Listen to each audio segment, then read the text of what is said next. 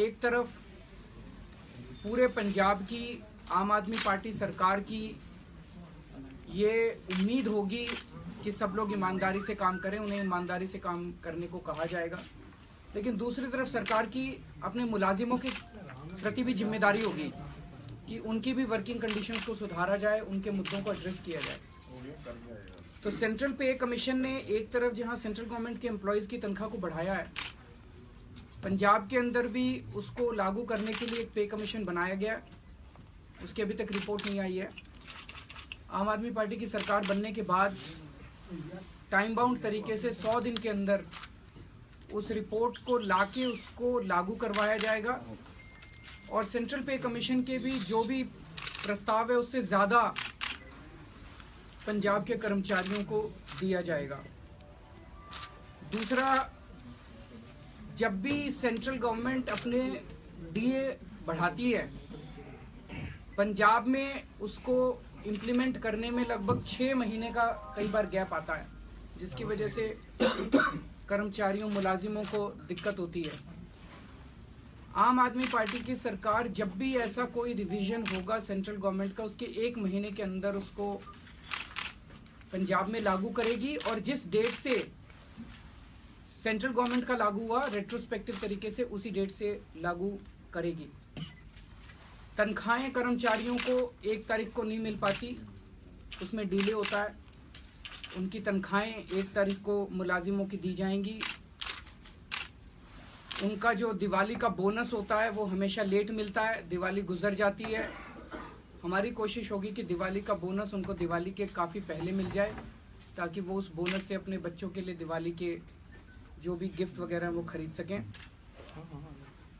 ये कर्मचारियों के बारे में था। कैप्टन साहब चारों तरफ घूम घूम के झूठे वादे कर रहे हैं। आज कैप्टन साहब से मैं 5 प्रश्न पूछना चाहता हूँ। वो घर घर में जाके कार्ड बांट रहे हैं कि मैं 18 से 35 साल के हर बच्चे को हर घर से एक सरकारी नौकरी दूंगा। हमने सारा डेटा इकट्ठा किया, लगभग 55 लाख परिवार हैं, 60 लाख परिवार हैं पंजाब के अंदर। अभी 4 लाख सरकारी नौकरियां हैं पंजाब में।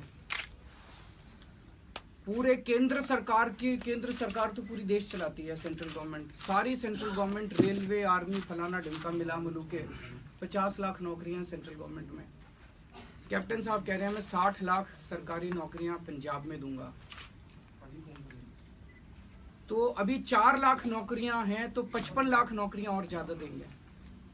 जाहिर है कि झूठ बोल रहे हैं, जाहिर है कि बेवकूफ बना रहे हैं पंजाब के लोगों को, जाहिर है कि पंजाब के लोगों से, यूथ से बेईमानी कर रहे हैं। अभी तो सरकार बनी नहीं है।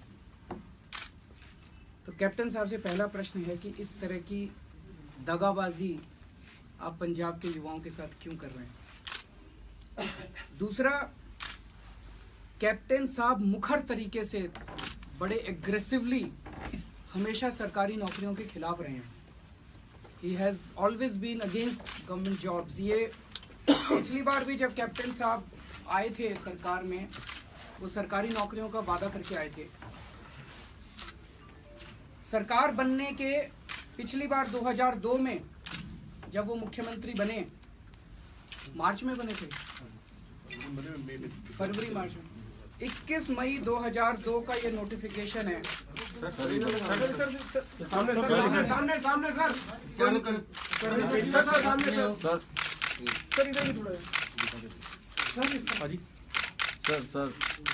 इसकी कॉपी आप लोगों को बांट देंगे सर प्लीज।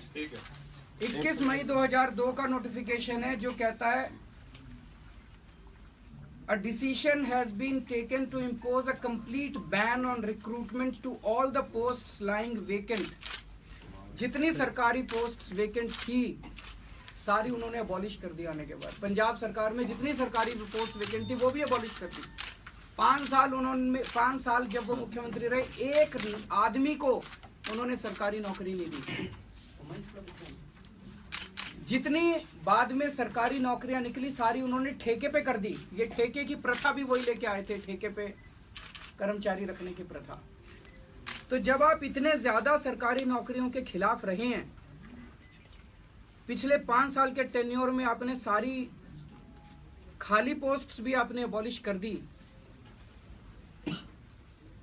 तो हम उनसे ये पूछना चाहते हैं दूसरा क्वेश्चन कि आपने जब उस टाइम सरकारी नौकरियां एबॉलिश क्यों की थी? अगर आप अब उस टाइम भी आपने सरकारी नौकरियां देने का वादा किया था 2002 में, हमने उनका कैंपेन उठा के देखा है, तो अब आपके वादे के ऊपर जनता यकीन कैसे करेगी? तीसरा, वो कह रहे हैं कि पेंशन दूंगा, मैं बुढ़ापा पेंशन दूंगा, फलाना पेंशन, ढिमका पेंशन। पिछली बार जब वो बने थे तब भी उन्होंने कहा था मैं पेंशन दूंगा। ये 2004 का नोटिफिकेशन है। ये नोटिफिकेशन ये कहता है कि जिनको उस वक्त पेंशन मिलती थी वो सारी पेंशन अबॉलिश कर दी उन्होंने, सरकारी कर्मचारियों की। पंजाब के सारे सरकारी कर्मचारी मेरे से मिलने आए थे, वही देके गए हैं, बोले जी झूठ बोल रहे हैं कैप्टन साहब। उस वक्त जो सरकारी, अब हमने कहा है कि उनकी पेंशन वापस लागू कराएंगे सरकारी कर्मचारियों को। हमारी सरकार बनेगी, हम उनकी सरकारी कर्मचारियों की पेंशन लागू कराएंगे। तो जब आपने उस टाइम सरकारी जिनको पेंशन मिल रही थी उनकी भी अबॉलिश कर दी, तो इसका मतलब अब आप जो बोल रहे हो वो झूठ। 2004 का मार्च 2004 का दिसंबर 2006 का नोटिफिकेशन है, इसकी भी कॉपी आपको बांट देंगे। तो इस 2004 का नोटिफिकेशन है, ये चिट्ठी है 2004 का नोटिफिकेशन है, जुलाई 2004 का। तो आपकी ये जो दूसरा वादा है पेंशन का, ये भी झूठा वादा है। तो आप पंजाब की जनता को गुमराह क्यों कर रहे हो पेंशन के ऊपर? आपको पता है कि आप पेंशन नहीं देने वाले। तीसरा, अभी एक इंटरव्यू में, टीवी इंटरव्यू में उन्होंने पूछा गया कि पिछली बार आप असेंबली चुनाव क्यों हार गए, विधानसभा चुनाव? तो उन्होंने कहा जी पिछली बार हमने झूठे वादे नहीं किए थे। तो वो खुद ही मान रहे हैं कि इस बार वो झूठे वादे करके चुनाव जीतना चाहते हैं। तो हम उनसे पूछना चाहते हैं कि जो जो वादे आप कर रहे हो उसमें से बता दो जनता कौन कौन से झूठे हैं और कौन कौन से सच्चे हैं।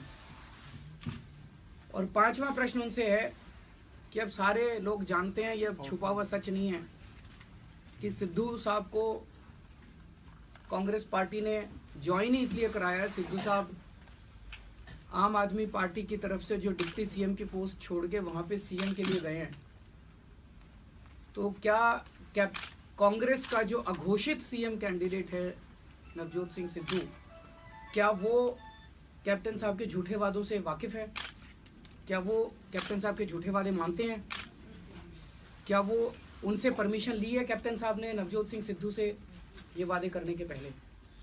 ये 5 क्वेश्चन हम लोगों के आज सिद्धू साहब। सर, आपने ट्विटर पे लिखा था कि you are not CM, captain साहब को, कि नवजोत सिंह सिद्धू ही सीएम होंगे पंजाब के। उसके पीछे क्या सर रीजन? सभी जानते थे, आप भी जानते हो।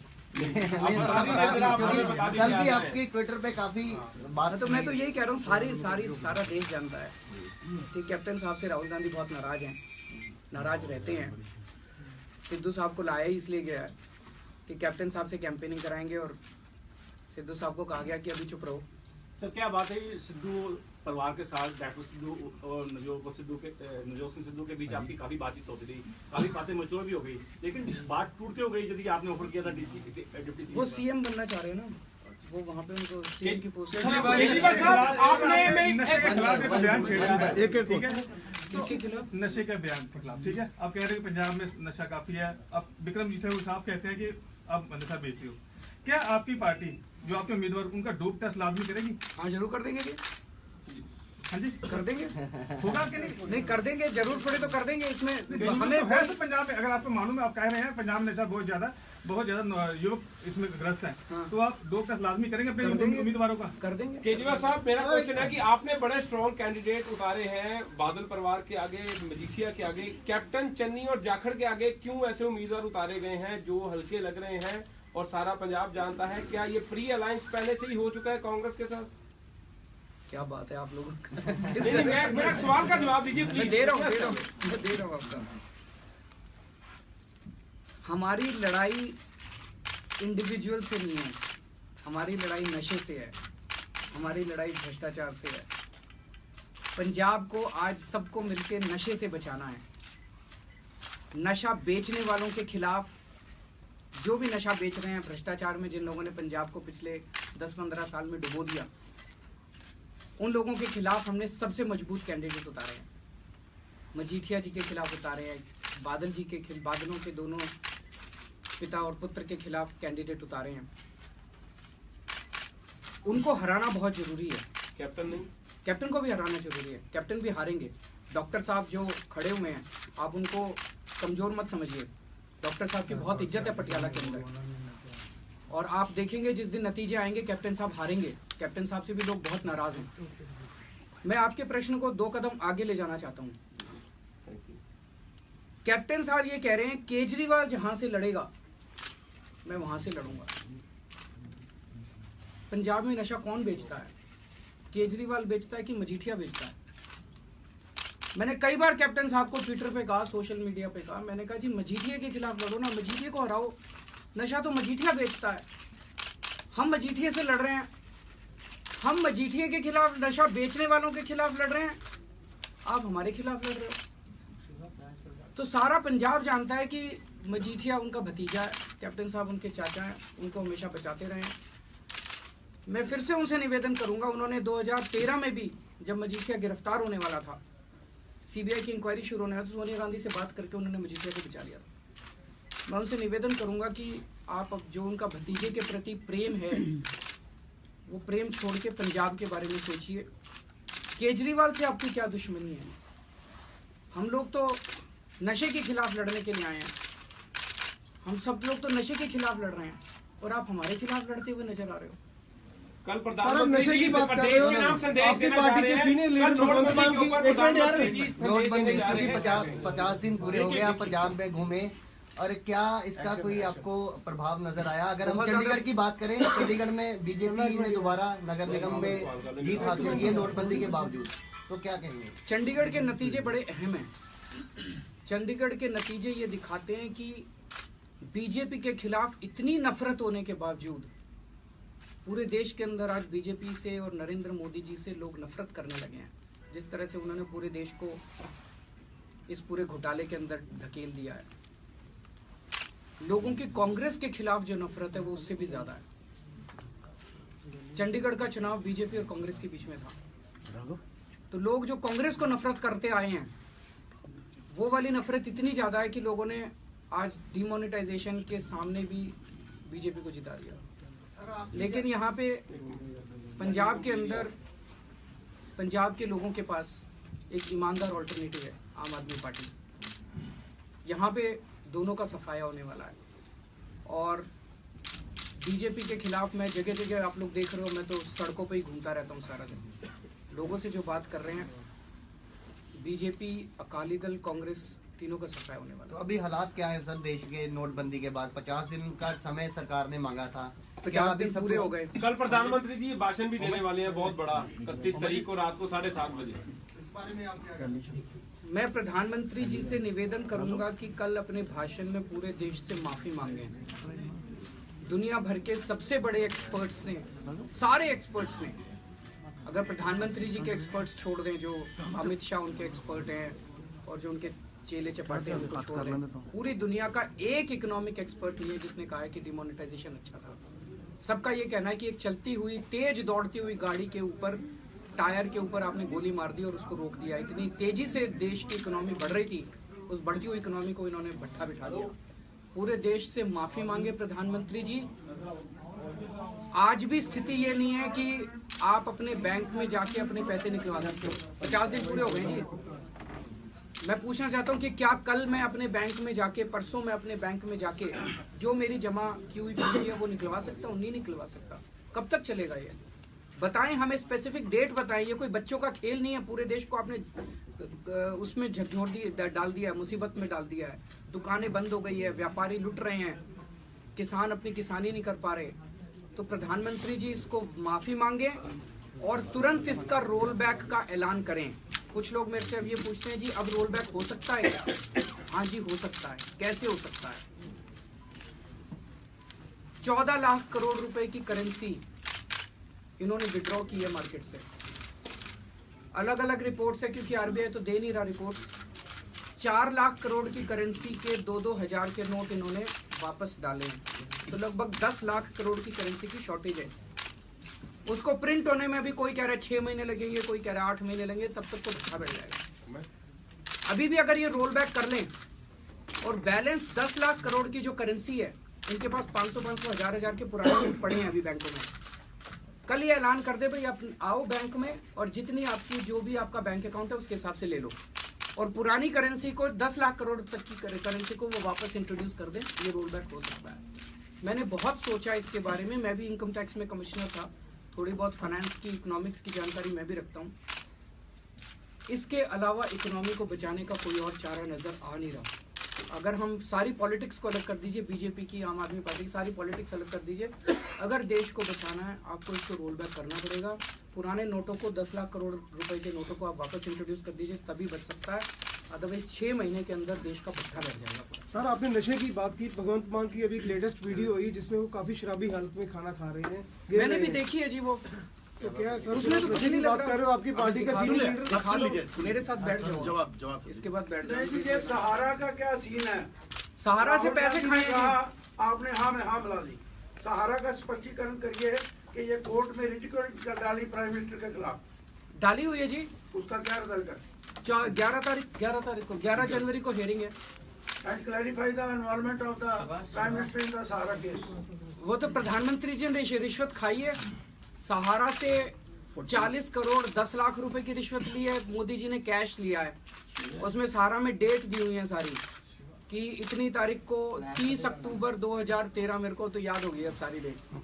उस दिन 2.5 करोड़ का कैश लिया था थ्रू जायसवाल जी, फिर 12 नवंबर 2013 को और कैश 5 करोड़ का कैश लिया था, फिर सारी डेट्स भी याद हो गई। तो 40 करोड़ 10 लाख रुपए की रिश्वत प्रधानमंत्री जी ने ली सहारा से, और 25 करोड़ रुपए की उन्होंने रिश्वत ली बिड़ला से। मैं प्रधानमंत्री जी से डिक्लेयर करना चाह रहा हूँ, आप सारों का काला धन निकाल रहे हो। आप ये बताओ कि ये जो 40 करोड़ और 25 करोड़ 65 करोड़ रुपए की आपने रिश्वत ली है, ये कब डिक्लेयर करोगे?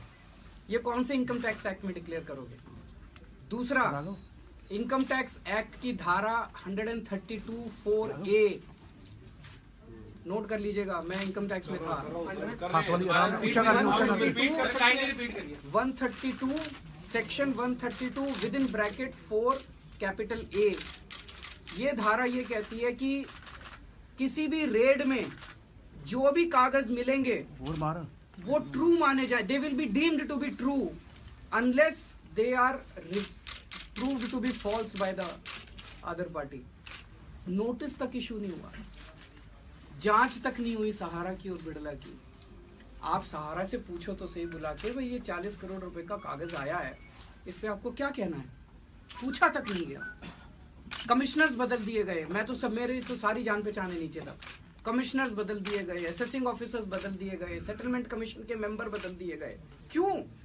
प्रधानमंत्री जी को किस चीज का डर है? अगर पैसे नहीं खाए प्रधानमंत्री जी ने तो अफसर क्यों बदल रहे हैं जांच के? हमारे खिलाफ ये आरोप लगाते हैं, मैं छाती चौड़ी करके कहता हूँ कि मैं जांच करा लो, जिससे मर्जी कर, तुम अपनी एजेंसी से जांच करा लो, मेरे को डर नहीं लगता। मेरे ऊपर इन्होंने सीबीआई की रेड करा दी, मेरे को डर नहीं लगा, क्यों? कुछ कर नहीं रखा। प्रधानमंत्री जी ने पैसे खाए, इसका मतलब ये साबित हो गया है। अगर उन्होंने सहारा से पैसे लिए, अगर उन्होंने बिड़ला से पैसे खाए, इसका मतलब ये शख्स पैसे खाता है। तो विजय माल्या को जो उन्होंने भगाया और जो उनके 1200 करोड़ रुपए उन्होंने माफ करे लोन, इसका मतलब पैसे खा के माफ करे विजय माल्या के। जो 1,14,000 करोड़ रुपए का लोन माफ करा है बड़ी बड़ी कंपनियों का, इसका मतलब प्रधानमंत्री जी ने पैसे खा के माफ करा है। और ये 8 लाख करोड़ रुपए जो माफ करने वाले हैं, ये पूरी नोटबंदी 8 लाख करोड़ का घोटाला है जो मैं बार बार बोलता हूँ, ये भी पैसे खा के कर रहे हैं। तो आपने अपनी रिश्वतखोरी के लिए पूरे देश को आपने बंटाधार कर दिया। सिद्धू अमृतसर से भी नाम लड़ रहे हैं, उनके सामने किसको उतारा जाएगा? नवजोत सिंह सिद्धू ईस्ट जो कॉन्स्टिट्यूएंसी, 2-3 दिन देखो जी, बातचीत चल रही है। सीएम का कैंडिडेट है पंजाब में? जरूर है जी, मैं अभी बता देता हूँ। बहुत बड़ी खबर, बहुत बड़ी खबर है। हमारा सीएम कैंडिडेट कैसा होगा? नाम बता कैरेक्टरिस्टिक्स में सुन लीजिए, उसको आइडेंटिफाई करना है। कैरेक्टरिस्टिक्स नाम बोल के, जैसे कैप्टन साहब सवेरे 11 बजे सो के उठते हैं, हमारा सीएम कैंडिडेट 5 बजे या 6 बजे सो के उठेगा। कैप्टन साहब शाम को 6 बजे के बाद नहीं मिलते, वो कारण आप लोग जानते हो। नहीं, आप बताओ क्या करते हैं? चलो पूरा करेंगे। आप ही सब लोग, मैंने पत्रकारों से पूछा भाई क्या करते हैं 6 बजे के बाद, तो पत्रकारों ने बताया कि दारू पीते हैं। आप लोगों ने बताया। चलो पूरा करने दो। हमारा सीएम कैंडिडेट रात को 10 बजे तक काम करेगा, दारू नहीं पिएगा। कौन है वो? यार पूरा तो करने दो। कैप्टन साहब से आज उनके जो कैंडिडेट हैं कांग्रेस के, उनसे एक आध से जो पुराने वाले उनसे बात हुई, बोले जी कैंडिडेट भी नहीं मिल सकते, जनता तो छोड़ो, जनता से तो मिलते ही नहीं है। जैसे मैं सारा दिन घूमता रहता हूँ, जनता के बीच में मिलता रहता हूँ, वो तो मिलते ही नहीं है। हमारा सीएम कैंडिडेट जनता से मिलेगा। हमारे उन लोगों के, कैप्टन साहब के स्विस बैंकों में अकाउंट हैं, हमारे कैंडिडेट के स्टेट बैंक में अकाउंट होंगे, स्विस बैंक में अकाउंट नहीं होंगे। कैप्टन साहब के पाकिस्तान वालों से रिश्ते हैं, समझ गए ना? हमारा कैंडिडेट अपनी वाइफ के प्रति लॉयल होगा, अपनी बीवी के प्रति लॉयल होगा। सुखवीर सिंह बादल जी रेती बजरी के ठेके लेते हैं सारे अपने लिए। हमारा सीएम कैंडिडेट कोई रेती बजरी का ठेका नहीं लेगा, उसका या उसके रिश्तेदार का कोई रेती बजरी का ठेका नहीं होगा। सुखवीर सिंह बादल की बसें चलती हैं ऑर्बिट की, हमारे सीएम कैंडिडेट की कोई बसें नहीं चलेंगी, कोई भ्रष्टाचार नहीं करेगा। ऐसा होगा हमारा सीएम कैंडिडेट। नाम आपको समय आने पे बताया।